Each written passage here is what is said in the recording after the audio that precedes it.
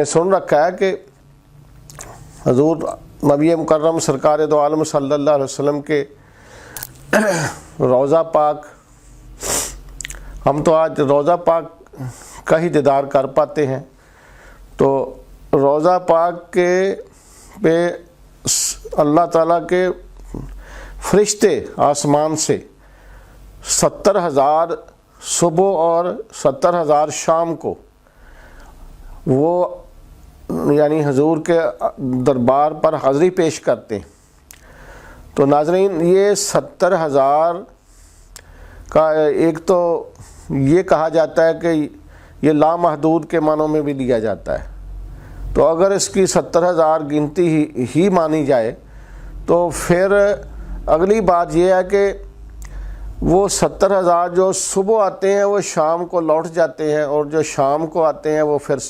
رات حضور کے روضہ کا طواف کرتے ہیں اور صبح وہ واپس چلے جاتے ہیں۔ اس طرح اگلی صبح پھر 70,000 نئے اور پھر اگلی شام کو 70,000 نئے، تو گویا ایک قطار بندی ہوئی ہے کہ یہ ٹوٹنے والی نہیں ہے اور ختم ہونے والی نہیں ہے۔ یہ تا قیامت یہ فرشتے یعنی 70,000 صبح و شام آتے رہیں گے، اور کہتے ہیں یہ فرمان ہے کہ ان کسی گروپ کی دوبارہ جو ہے وہ باری نہیں آتی۔ تو مطلب کیا ہے، ان فرشتوں سے کیا مراد ہے؟ اہل اللہ ان فرشتوں سے تجلیات الہیہ ہی مراد لیتے ہیں، اللہ کی صفاتی تجلیات ہیں جو حضور کے روضہ پر یہ 70,000 آئیں، شام کو پھر نئے، اگلے شام کو اگلی صبح پھر نئی 70,000 تجلیات، تو گویا قیامت تک یہ سلسلہ جاری و ساری ہے۔ تو یہ تجلیات کی انتہا نہیں ہے۔ تو اس طرح جب ایک بندے کو ہدف ملتا ہے تو وہ ہدف سے اگلا ہدف پاتا ہے، تو اسی طرح اللہ تعالیٰ کے برگزیدہ بندوں کو جب یہ اہداف ملتے ہیں تو کتنے مثالیں ہیں ہمارے سامنے اہل اللہ کی، صحابہ اکرام کی، اہل بیت کی، آل پاک کی، کہ کس طرح وہ تن تنہا یعنی کفار کا مقابلہ کرتے، اس ظالموں اور کافروں سے اپنا کس طرح وہ سینہ سپر ہوتے تھے، یہاں تک کہ یہ اہداف میں تو یہاں تک بھی آیا ہے کہ ایک وجود ایسا بھی ہے جسے وہ ہدف دیا گیا تھا کہ جس سے نہ اس سے پہلے کسی کو دیا گیا نہ اس کے بعد کسی کو دیا جائے گا، وہ حضرت امام علی مقام سیدنا امام حسین علیہ السلام، جنہوں نے باقی دیکھیں جنگوں میں باقاعدہ ایک تیاری ہوتی تھی اور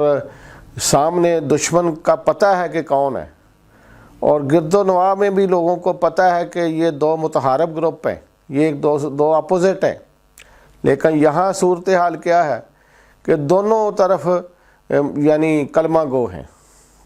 اور عام بندوں کو یہ فیصلہ کرنا مشکل ہے کہ ان میں حق پہ کون ہے اور یعنی باطل پہ کون ہے۔ تو کئی لوگوں نے ابھی تک بھی یہ فیصلہ نہیں کر پائے کہ امام علی مقام حق پر تھے اور یزید باطل تھا۔ بعض نے ابھی تک یہ فیصلہ نہیں کیا، وہ یہی کہتے ہیں کہ اسی طرح جیسے اس وقت کے لوگوں نے کہا کہ ہمیں اب سمجھ نہیں آ رہی کہ ہم کس کا ساتھ دیں، ایک طرف حضور کا نواسے ہیں تو دوسری طرف بھی ایک صحابی کے صاحبزادے ہیں۔ تو حضرات، یہ اہداف پانے والے لوگ، ان کی زندگیاں ہیں اصل میں جو مشر راہ ہیں۔ ہم لوگ انہی کے دامن سے جب وابستہ ہوتے ہیں تو پھر ہمیں بھی ان کی زندگی کی سمجھ بوجھ نصیب ہوتی ہے کچھ نہ کچھ، اور ہم اپنے عقائد کو بھی درست کر پاتے ہیں اور اپنے اعمال کا قبلہ بھی درست کر لیتے ہیں۔ یہ اہداف جب سیٹ ہوتے ہیں روحانیت میں تو پھر ان کے یعنی ہر عمل جو ہے وہ دوسروں سے بالکل مختلف ہو جاتا ہے۔ ایک عمل ہے وہ جو اپنی خواہشات کی تکمیل کے لیے ہوتا ہے، اور دوسرا عمل ہے جو اللہ کی رضا کے لیے ہوتا ہے۔ دیکھنے والا تو یہی دیکھتا ہے کہ یہ دونوں جو ہے وہ نیکی کا عمل کر رہے ہیں، مگر ایک ہے جو اپنی نفسانی خواہشات اس کے اندر ہیں اور اس کو حاصل کرنا چاہ رہا ہے، اس کے لیے وہ جد و جہد اور محنت کر رہا ہے، لیکن ایک اور ہے جو صرف اللہ کی رضا کے لیے کر رہا ہے۔ اس میں زمین و آسمان کا فرق ہوتا ہے۔ اور ایسے لوگ جب آقا صلی اللہ علیہ وسلم کے حضور اپنی حاضری پیش کر کے اور اہم ذمہ داریاں لے کر پھر وہ ٹارگٹ اچیو کرتے ہیں، جو اہداف پورے کرتے ہیں، تو انہیں پھر جو انعامات و اکرامات ملتے ہیں وہ کسی کے وہم و گمان میں بھی نہیں آتے۔ جو وہی جو پاتے ہیں انہیں کو اس کی لذت ہے، اسی سے وہی واقف ہے، وہی آگاہ ہیں، وہی آشنا ہے۔ جیسے علامہ اقبال رحمۃ اللہ علیہ نے فرمایا تھا کہ ایک وقت آتا ہے کہ افلاک سے آتا ہے نالوں کا جواب آخر،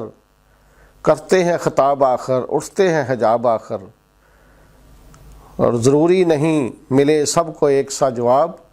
آؤ ہم بھی سیر کریں کوہ طور کی۔ ناظرین، یہ مقامات و مراتب حاصل کرنے والے لوگ ایمان کے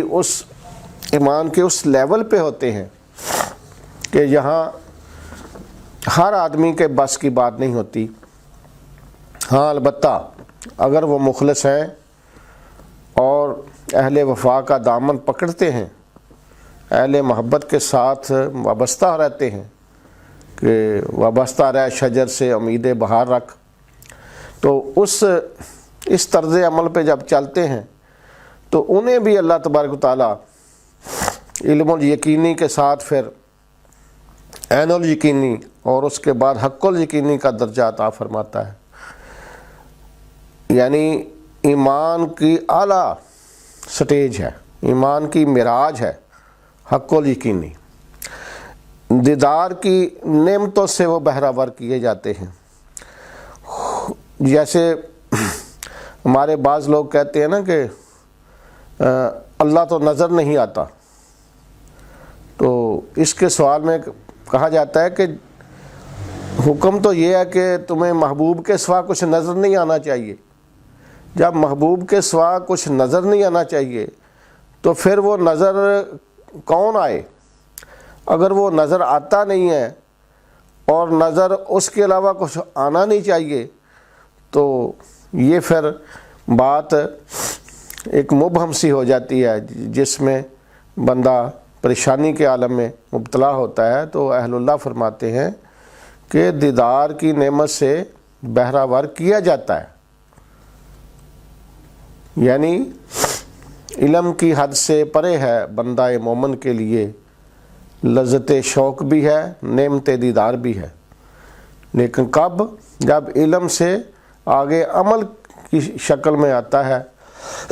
اخلاص کے ساتھ اپنے یعنی علم سے بھرپور فائدہ اٹھاتا ہے، اپنے علم کے مطابق نہیں بلکہ علم سے بھی بڑھ کر عمل کرتا ہے، تو پھر اسے وہ لذت شوق بھی ملتی ہے اور نعمت دیدار بھی نصیب ہوتی ہے، اور ان کی استغراقیت اور محویت کا یہ عالم ہوتا ہے کہ وہ بیٹھے ہی بیٹھے جب چاہتے ہیں اپنے قلبوز سے باہر نکل کر سیر کرتے ہیں، اور جو ہی انہیں کوئی ٹچ کرتا ہے، کوئی چھوتا ہے، تو وہ فوری طور پر واپس آ جاتے ہیں۔ ایسے مقامات یہ اللہ تعالیٰ نے اپنے محبوب کے